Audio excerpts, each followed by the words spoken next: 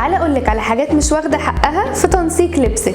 اول نصيحه واهم حاجه عندنا وهو الدريس المودستلي. زي ما بنشوف في الامارات لبسهم بيبقى واسع وشيك، فبيخلي شكلك احلى وبيكون اقيم. البسي قطعه مقاسك والكم يكون واسع شويه، واهم حاجه ان هي ما تكونش مفتوحه وما تكونش قصيره.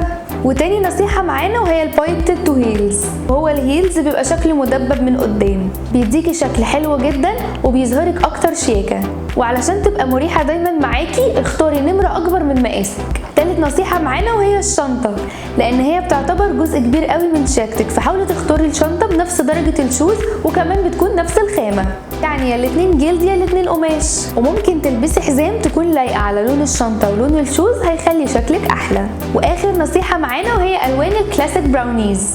دايما لازم تخلي في دولابك قطعه سيمبل قوي لونها جملي، بتديكي نعومه وشياكه زي البليزر او الجاكيت، وموتو مش بتقدم، وبعيدي تماما عن اللي فيها شغل كتير او برينتد.